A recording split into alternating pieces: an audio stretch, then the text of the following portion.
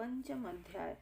देवताओं द्वारा देवी की स्तुति। चंडमुंड के मुख से अंबिका के रूप की प्रशंसा सुनकर शुंभ का उनके पास दूत भेजना और दूत का निराश लौटना। इस उत्तम चरित्र के रुद्र ऋषि हैं, महासरस्वती देवता हैं, अनुष्टुप छंद हैं, भीमा शक्ति हैं, भ्रामरी बीज हैं, सूर्य तत्व हैं, सामवेद स्वरूप हैं। श्री महासरस्वती की प्रीति के अर्थ इसका विनियोग है। जिनके हस्त कमलों में घंटा, शूल, हल, शंख, मूसल, चक्र, धनुष, बाण शोभित हैं, जिनकी कांति शरद ऋतु के शोभायमान चंद्रमा के समान है, जो गौरी की देह से उत्पन्न हुई है, तीनों जगत का आधार रूप, शुंभ आदि दैत्यों का नाश करने वाली उन महासरस्वती देवी का मैं वंदना करता हूँ। ऋषि बोले, प्राचीन समय में शुंभ निशुंभ दोनों असुरों ने बल के मद में आकर इंद्र का त्रिलोकी का राज्य और यज्ञों के भाग छीन लिए। उन्हीं दोनों ने सूर्य, चंद्रमा, कुबेर, यम, वरुण का अधिकार पा लिया। वायु एवं अग्नि का काम भी वे ही करने लगे। देवताओं को अपमानित, पराजित एवं राज्य भ्रष्ट करके स्वर्ग से निकाल दिया। जिनके अधिकार उन दो असुरों ने छीन लिए थे, वे सभी पराजित देवता अपराजिता देवी का स्मरण करने लगे कि उन देवी ने तो हमें वर दिया हुआ है कि आपत्ति काल में मेरा स्मरण करने पर तुम्हारे महान संकट क्षण भर में दूर कर दूंगी। यही वर विचार करके पर्वतराज हिमालय पर सभी देवता पहुँचे। वहाँ विष्णु माया भगवती की स्तुति करने लगे। देवता बोले, देवी एवं महादेवी को नमस्कार हो, शिवा को सदा नमस्कार हो, प्रकृति भद्रा को नमस्कार हो। हम सभी ने उन भगवती को प्रणाम करते हैं। रुद्र रूपा को नमस्कार हो, नित्य स्वरूपा गौरी धात्री को नमो नमः हो, ज्योत्स्ना रूपिणी चंद्र स्वरूपा सुखमयी देवी को निरंतर नमो नमः हो। कल्याणकारी प्रणाम करने वालों की उन्नति करने वाली सीधी स्वरूपा देवी को नमस्कार हो। दैत्यों की लक्ष्मी, राज्य लक्ष्मी, शंकर पत्नी माता जी को नमो नमः हो। दुर्गम संकट को पार कराने वाली दुर्गपरा, सार रूप सार, सर्वकारिणी ख्याति कृष्णा ध्रुमा देवी को निरंतर नमस्कार हो। अत्यंत सुंदर एवं अत्यंत भयंकर रूप उन देवी को बारंबार प्रणाम हो।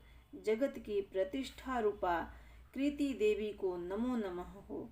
जो देवी संपूर्ण प्राणियों में विष्णु माया इस नाम से शब्दित हैं, उन्हें नमस्कार, उन्हें नमस्कार, उन्हें बार बार नमस्कार हो। जो देवी सभी प्राणियों में चेतना कही जाती हैं, उन्हें नमस्कार, उन्हें नमस्कार, उन्हें बार बार नमस्कार हो। जो देवी सब प्राणियों में बुद्धि रूप से स्थित हैं, उन्हें नमस्कार, उन्हें नमस्कार, उन्हें बार बार नमस्कार हो। जो देवी सभी प्राणियों में निंद्रा रूप से कही गई हैं, उन्हें नमस्कार, उन्हें नमस्कार, उन्हें बार बार नमस्कार हो। जो देवी सभी जंतुओं में क्षुधा रूप से स्थित हैं, उन्हें नमस्कार, उन्हें नमस्कार, उन्हें बार बार नमस्कार हो। जो देवी सभी जंतुओं में छाया रूप में स्थित हैं, उन्हें नमस्कार, उन्हें नमस्कार, उन्हें बार बार नमस्कार हो। जो देवी सभी प्राणियों में शक्ति रूप से स्थित हैं, उन्हें नमस्कार, उन्हें नमस्कार, उन्हें बार बार नमस्कार हो। जो देवी सभी प्राणियों में तृष्णा रूप से स्थित हैं, उन्हें नमस्कार, उन्हें नमस्कार, उन्हें बार बार नमस्कार हो। जो देवी सभी प्राणियों में क्षमा रूप में स्थित हैं, उन्हें नमस्कार, उन्हें नमस्कार, उन्हें बार बार नमस्कार हो। जो देवी सभी जंतुओं में जाति रूप में स्थित हैं, उन्हें नमस्कार, उन्हें नमस्कार, उन्हें बार बार नमस्कार हो। जो देवी सभी प्राणियों में लज्जा रूप में स्थित हैं, उन्हें नमस्कार, उन्हें नमस्कार, उन्हें बार बार नमस्कार हो। जो देवी सभी प्राणियों में शांति रूप में स्थित हैं, उन्हें नमस्कार, उन्हें नमस्कार, उन्हें बार बार नमस्कार हो। जो देवी सब प्राणियों में श्रद्धा रूप में स्थित हैं, उन्हें नमस्कार, उन्हें नमस्कार, उन्हें बार बार नमस्कार हो। जो देवी सभी प्राणियों में कांति रूप से स्थित हैं, उन्हें नमस्कार, उन्हें नमस्कार, उन्हें बार बार नमस्कार हो। जो देवी सभी प्राणियों में लक्ष्मी रूप से स्थित हैं, उन्हें नमस्कार, उन्हें नमस्कार, उन्हें बार बार नमस्कार हो। जो देवी सभी प्राणियों में वृत्ति रूप से स्थित हैं, उन्हें नमस्कार, उन्हें नमस्कार, उन्हें बार बार नमस्कार हो। जो देवी सभी प्राणियों में स्मृति रूप से स्थित हैं, उन्हें नमस्कार, उन्हें नमस्कार, उन्हें बार बार नमस्कार हो। जो देवी सभी प्राणियों में दया रूप से स्थित हैं, उन्हें नमस्कार, उन्हें नमस्कार, उन्हें बार बार नमस्कार हो। जो देवी सभी प्राणियों में तुष्टि रूप से स्थित हैं, उन्हें नमस्कार, उन्हें नमस्कार, उन्हें बार बार नमस्कार हो। जो देवी सभी जंतुओं में माया रूप में स्थित हैं, उन्हें नमस्कार, उन्हें नमस्कार, उन्हें बार बार नमस्कार हो। जो देवी सभी प्राणियों में भ्रांति रूप से स्थित हैं, उन्हें नमस्कार, उन्हें नमस्कार, उन्हें बार बार नमस्कार हो। जो देवी प्राणियों की इंद्रियों की अधिष्ठात्री हैं और उसी प्रकार सब में व्यापक हैं, उन देवी को बार बार नमस्कार हो। जो देवी सारे जगत में व्यापक होकर चैतन्य रूप में स्थित हैं, उन्हें नमस्कार, उन्हें नमस्कार, उन्हें बार बार नमस्कार हो। प्राचीन काल में अपने मनोरथों की सिद्धि के लिए देवताओं ने जिन देवी की स्तुति की, इसी प्रकार कई दिनों तक सुरपति इंद्र जिनकी सेवा करता रहा, वह मंगल रूपा परमेश्वरी हमारा मंगल तथा कल्याण करें और हमारी आपत्तियां दूर करें। दुष्ट दैत्यों से संतापित हम संपूर्ण देवता जिन भगवती ईश्वरी को अब नमस्कार कर रहे हैं और जो भक्ति पूर्वक नम्रता के स्वरूप मनुष्यों द्वारा स्मरण की जाती हैं, उनकी सभी विपत्तियों का नाश कर देती हैं, वही देवी हमारी भी विपत्तियां दूर करे। ऋषि बोले, हे राजन, देवता लोग जब इस प्रकार भगवती की स्तुति कर रहे थे, उस समय श्री गंगा जी के जल में स्नान करने के लिए श्री पार्वती जी आई। उस समय सुंदर भौहों वाली पार्वती जी ने देवताओं से कहा कि आप लोग किसकी स्तुति कर रहे हैं। तब उनके शरीर कोश से प्रकट होकर शिवा बोली, ये देवता शुंभ दैत्य से निकाले हुए एवं संग्राम में निशुंभ से पराजित हुए सब मिलकर मेरी ही स्तुति कर रहे हैं। श्री पार्वती जी के शरीर कोश से श्री अंबिका जी का प्राकट्य हुआ, इसी कारण सारे संसार में यह कौशिकी नाम से प्रसिद्ध हैं। इस प्रकार जब कौशिकी प्रकट हुई, तब श्री पार्वती रूप में काली हो गई। हिमालय में रहने के कारण इनका कालिका नाम विख्यात हुआ।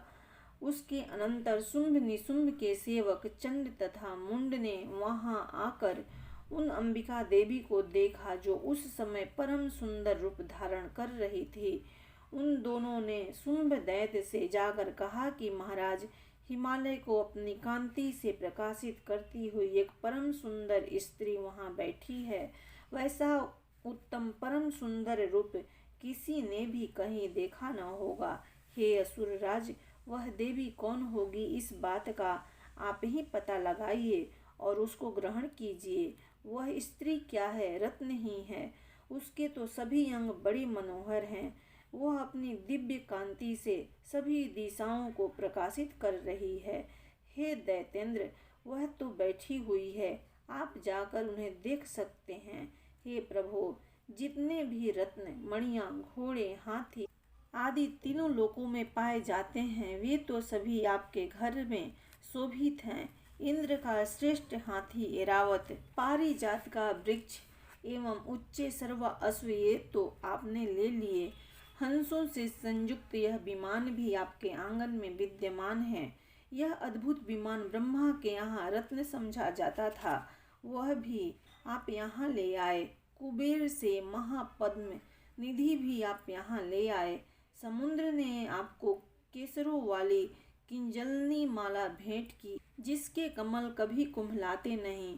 सोने की वर्षा करने वाला वरुण का छत्र भी आपके घर में है और यह सुंदर रथ भी आपके पास आ गया, जो पहले प्रजापति के यहाँ था। हे ईश्वर, उत्क्रांतिदा नाम की शक्ति भी आपने मृत्यु से छीन ली। वरुण तथा सभी जाति के समुद्री रत्न तो आपके भ्राता निशुंभ के अधिकार में आ गए। अग्नि ने भी स्वयं शुद्ध करके 2 वस्त्र आपको दिए। हे दैतेंद्र, आपने सभी प्रकार के रत्न इकट्ठे कर लिए। फिर यह कल्याणी देवी जो कि स्त्री रत्न है, उसे क्यों नहीं ग्रहण करते? ऋषि बोले। तब चंड और मुंड के वचन सुनकर शुंभ ने महाअसुर सुग्रीव को दूत बनाकर देवी के पास भेजा और कहा कि तुम मेरी ओर से उससे इस प्रकार से कहना और इस प्रकार का उपाय करना जिससे वह प्रसन्न होकर अत्यंत शीघ्र ही यहाँ आ जाए। यह सुनकर वह दूत पर्वत के उस प्रदेश में पहुँचा जो कि अत्यंत सुंदर था। वहाँ ही देवी बैठी हुई थी। वहाँ जाकर उसने देवी से बहुत मधुर वाणी द्वारा कोमल वचन कहे। दूत बोला, हे देवी, दैत्यों का स्वामी शुंभ तीनों लोकों में परमेश्वर है। मैं उसका दूत हूँ। आपके पास उसने मुझे भेजा है, अतः मैं यहाँ आया हूँ। सभी देव जातियों में कोई भी ऐसा देवता नहीं जो उसकी आज्ञा न मानता हो। उसने सभी देवता परास्त कर दिए हैं।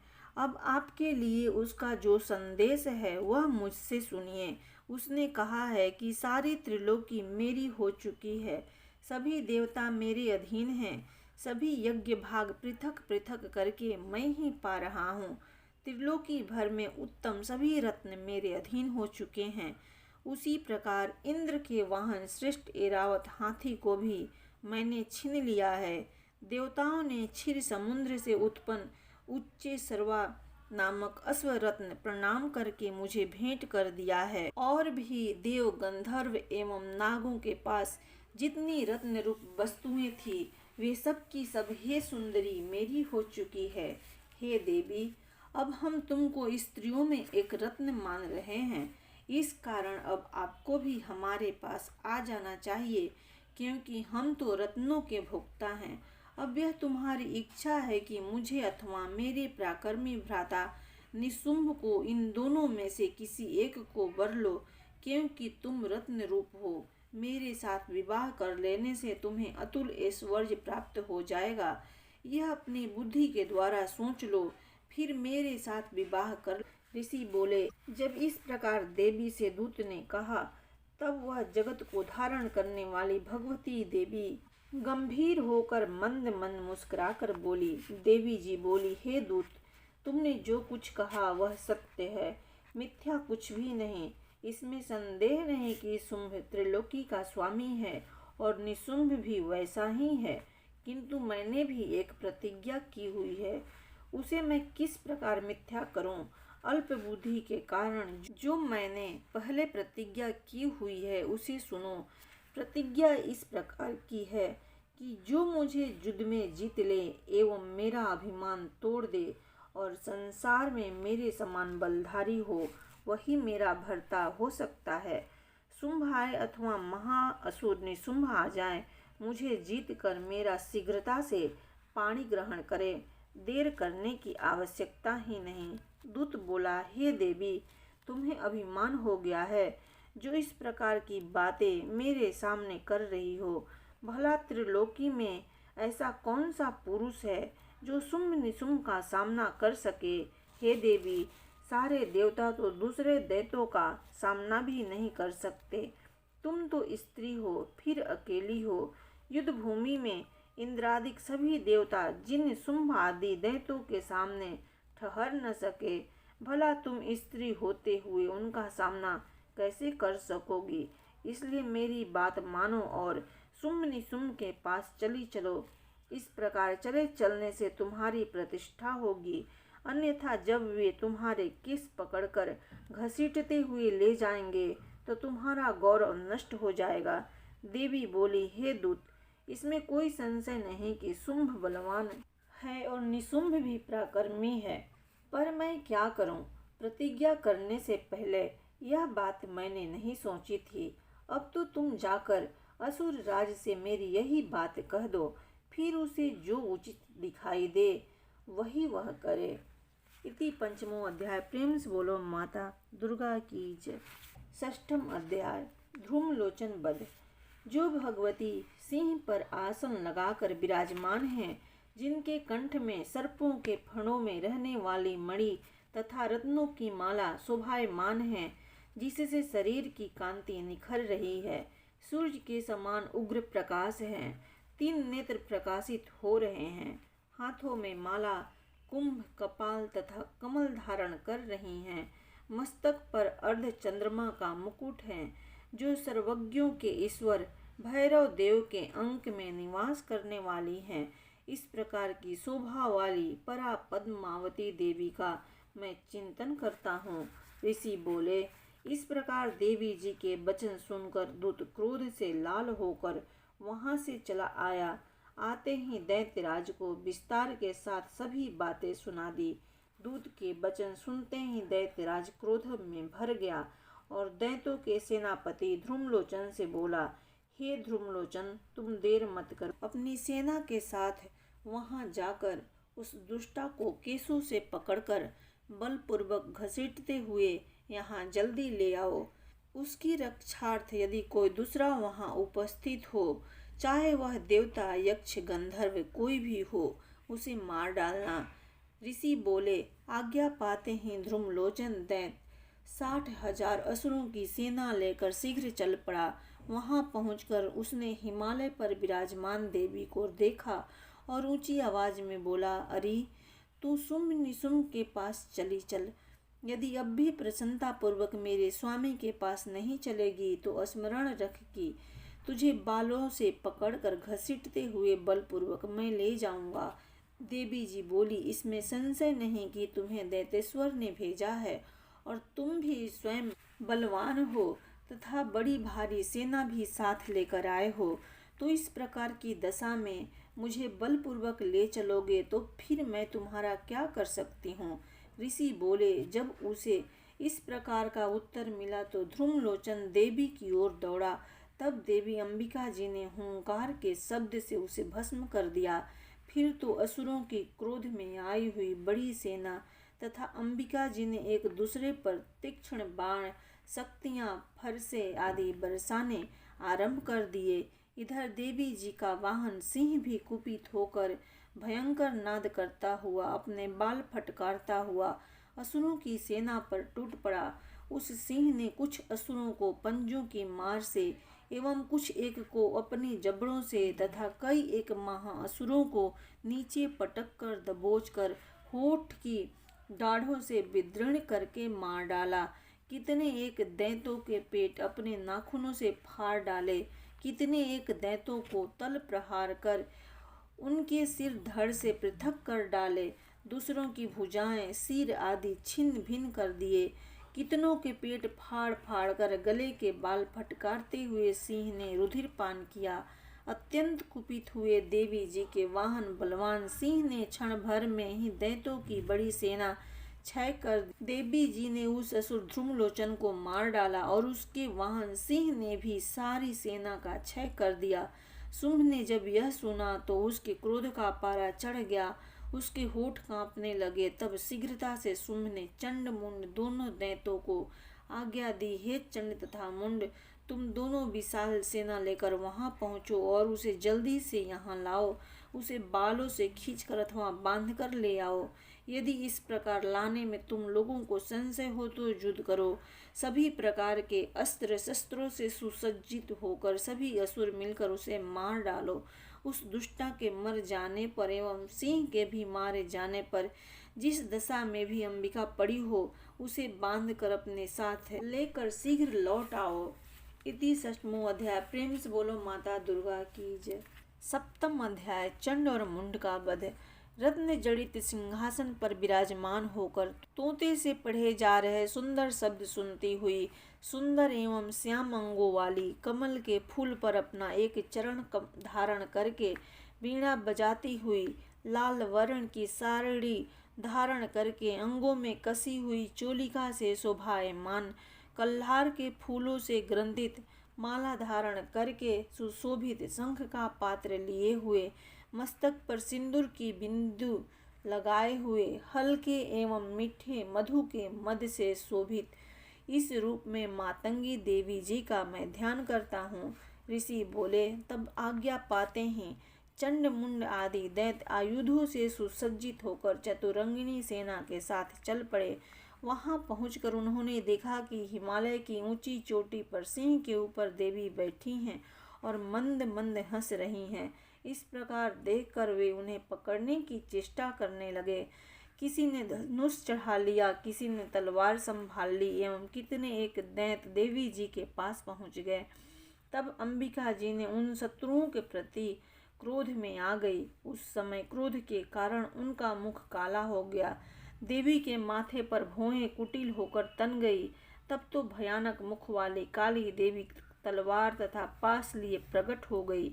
उस समय उन्होंने अद्भुत खड्ग वाग धारण किया हुआ था, नरमुंड माला से शोभित थी, चित्ते के चर्म की साड़ी पहने थी, शरीर पर मांस सूखा दिखाई देता था और अत्यंत भयानक रूप था। उन्होंने मुख को विस्तार से खोल रखा था, लपलपाती हुई जिह्वा और भी भयानक थी, धसी हुई लाल लाल आंखें थी, गर्जना से सभी दिशाओं को भर दिया था।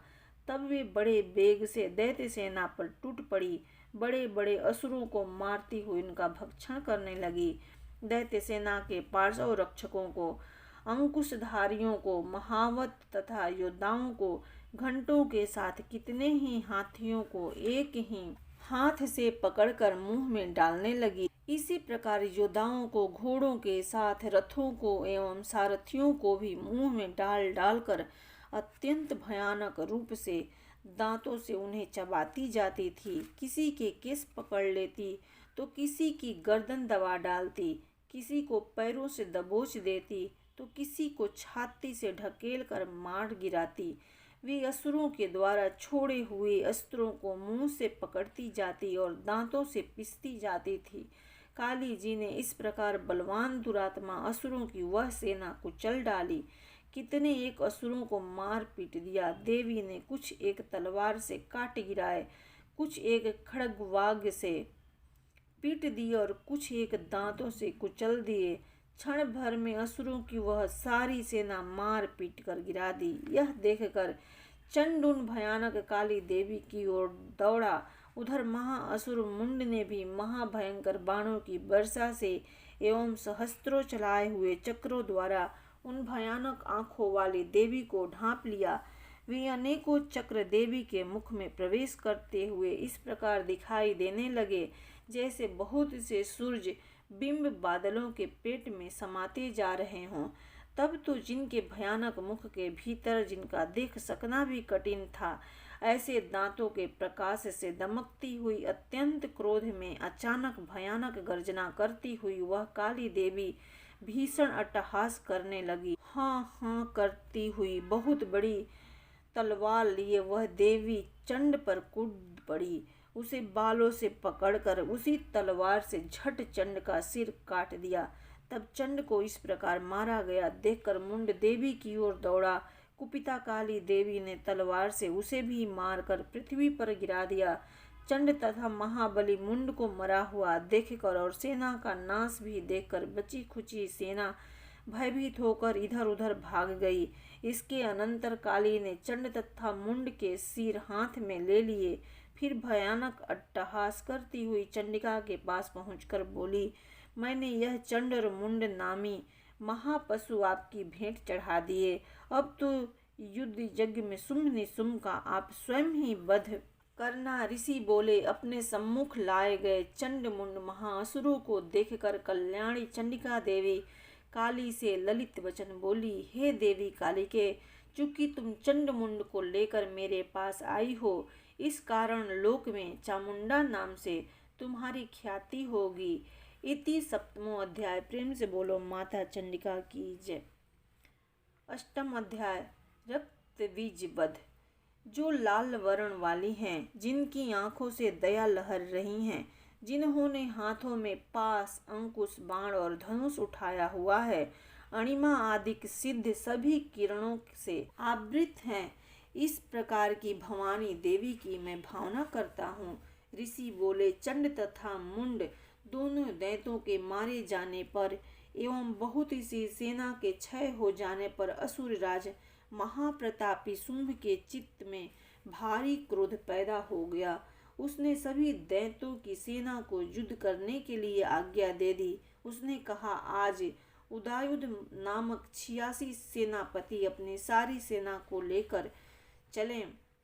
कंबो नामक 84 सेनापति भी अपनी सेना के साथ युद्ध के लिए निकलें और मेरी आज्ञा से 50 करोड़ वीर्य कुल के असुर तथा 100 ध्रुम कुल के सेनापति सेनाओं के साथ कूच कर दें। मेरी आज्ञा से कालिक, मौर्य, दोहर्द, कालकीय आदि अन्य सभी असुर तैयार होकर शीघ्र ही प्रस्थान करें। भयंकर शासन करने वाले असुर राज शुंभ ने इस प्रकार आज्ञा देकर स्वयं भी सहस्त्रों विपुल सेनाओं के साथ प्रस्थान कर दिया। जब चंडिका जी ने देखा कि इस ओर भयानक सेना साथ लिए शुंभ आ रहा है, तब उन्होंने अपने धनुष की टंकार करके पृथ्वी आकाश के मध्य भाग को गुंजा दिया। हे राजन, उस समय उनके वाहन सिंह ने भी बड़ी भारी गर्जना की। फिर अंबिका जी ने घंटा बजाकर उस गर्जना को और भी बढ़ा दिया। धनुष की टंकार, सिंह की गर्जना एवं घंटे के नाद से सभी दिशाओं के गुंज जाने पर भयानक शब्दों से कालिका जी ने भी अपना मुंह खूब फैला दिया और गर्जना की।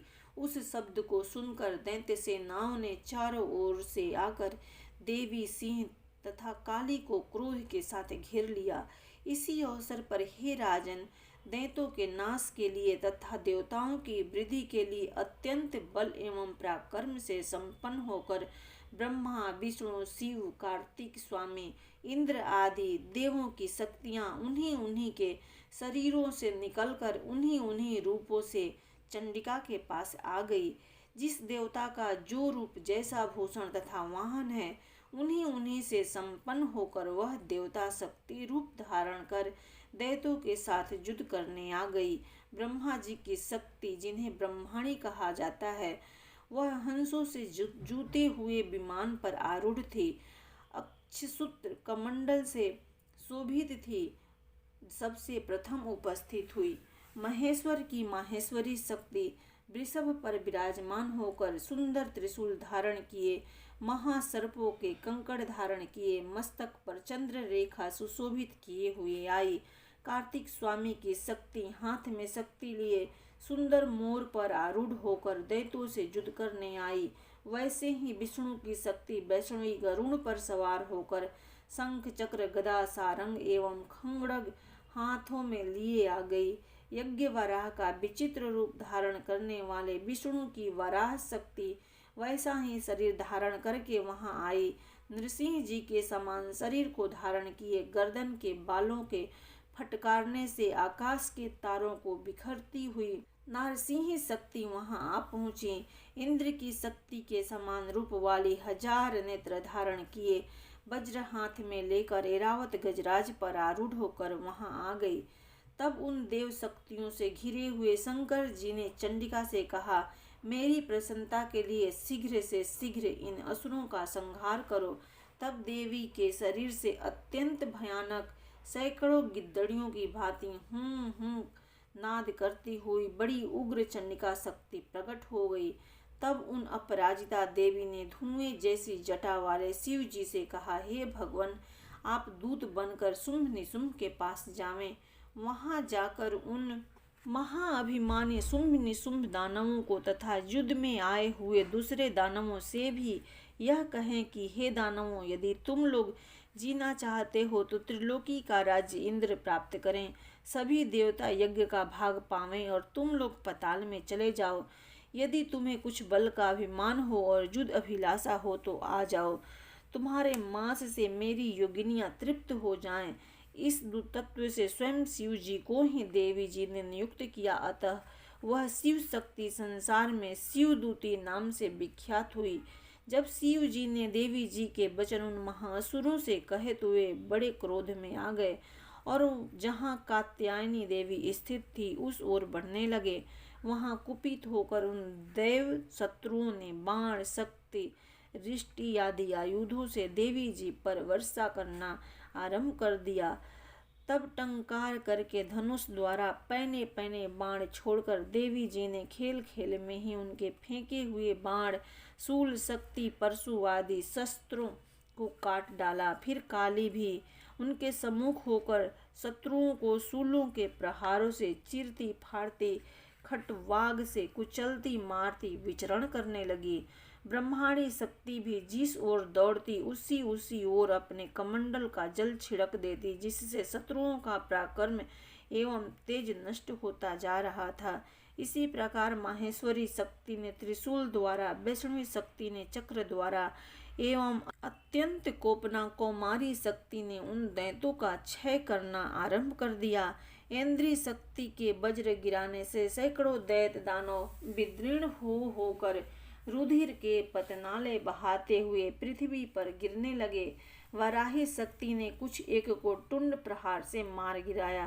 कितने एक दैत्यों की छातियां अपने दाढ़ों के अग्रभाग से चीर डाली और चक्र द्वारा बहुत के से दैत्य चीर फाड़ डाले। कितने एक महादैत्यों को नारसिंह शक्ति अपने नाखूनों से विदीर्ण करके खाने लगी और अपनी गर्जना से दिशाओं तथा आकाश को पूर्ण करती हुई युद्ध स्थल में घूमने लगी।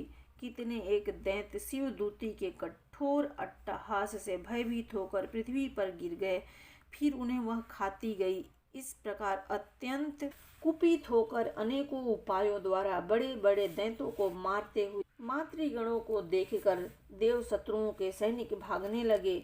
उन दैत्यों को मातृगणों से पीड़ित होकर भागता हुआ देखकर क्रुद्ध हुआ महाअसुर रक्त बीज युद्ध करने के लिए आया।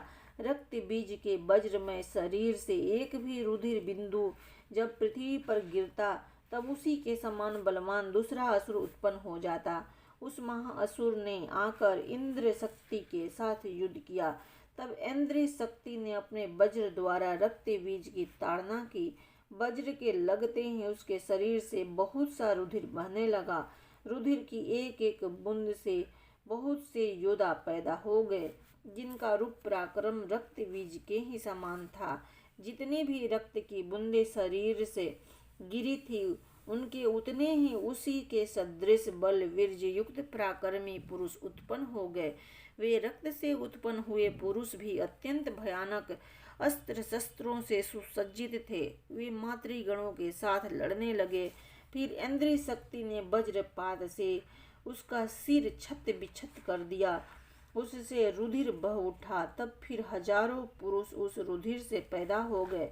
वैष्णवी शक्ति ने चक्र द्वारा उसे मारा। इंद्रिय ने गदा द्वारा उस असुर राज की ताड़ना की। वैष्णवी के चक्र से छत होने पर उसके शरीर से ज्यों ही रक्त स्राव हुआ, उससे हजारों उसी के समान महान असुर पैदा हो गए, जिससे संपूर्ण जगत भर गया। कौमारी ने शक्ति से उसे मारा। बराही ने तलवार से, माहेश्वरी ने महाअसुर रक्त बीज को त्रिशूल से आहत किया। उस दैत्य ने भी गदा द्वारा सभी मातृगणों को पृथक पृथक मारा। उस समय रक्त बीज बड़े क्रोध में भरा हुआ था। शक्ति, शूल आदि आयुधों से कई बार छत बिछत होने पर उसके शरीर से रक्त प्रवाह के पृथ्वी पर गिरते ही सैकड़ों असुर उत्पन्न हो चुके थे। दैत्य के रुधिर से उत्पन्न उन असुरों से सारा जगत व्याप्त हो गया। तब तो देवता अत्यंत भयभीत हो गए। देवताओं को डरा हुआ एवं उदास देखकर तब शीघ्र ही चंडिका ने काली से कहा, हे चामुंडे, अपना मुख तुम और भी विस्तार से फैला दो। मेरे शस्त्रपात से गिरते हुए रुधिर बिंदु तथा बिंदुओं से उत्पन्न महादैत्यों को अपने वेगवान मुख द्वारा खाती जाओ।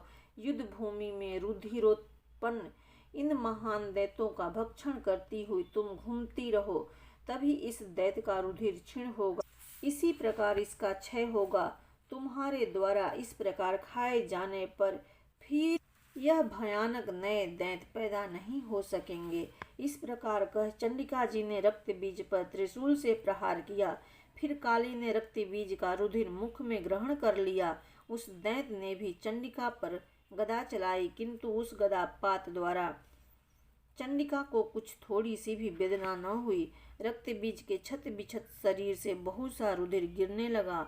उसे चामुंडा मुख द्वारा पीती गई और रक्तपात से जो दैत्य उत्पन्न हो गए थे उन्हें भी मुख में चट करती गई। इस प्रकार चामुंडा ने सभी दैत्य खा डाले और रक्त बीज का रुधिर भी पी डाला। तब तो देवी ने शूल, वज्र, बाण, तलवार, रिष्टि आदि आयुधों से रुधिरहीन उस महाअसुर रक्तबीज को मार दिया। शस्त्र समूहों से आहत होकर वह पृथ्वी पर गिर पड़ा। हे राजन, उसका रुधिर तो चामुंडा ने पी ही लिया था। इस प्रकार उसकी मृत्यु होने पर देवता परम प्रसन्न हुए। मातृगण उसके रुधिर पान के मद से उद्धत होकर नृत्य करने लगी। इति अष्टमो अध्याय। प्रेम से बोलो माता दुर्गा की जय। आवाहनं न जानामि विसर्जनं पूजां चैव न जानामि क्षम्यतां परमेश्वरी। मन्त्रहीनं क्रियाहीनं भक्तिहीनं सुरेश्वरी। यत्पूजितं मया देवी परिपूर्णं तदस्तु मे। ॐ देहि सौभाग्यम् आरोग्यं देहि मे परमं सुखं। रूपं देहि जयं देहि यशो देहि दिशो जहि। प्रेम से बोलो माता दुर्गा की जय।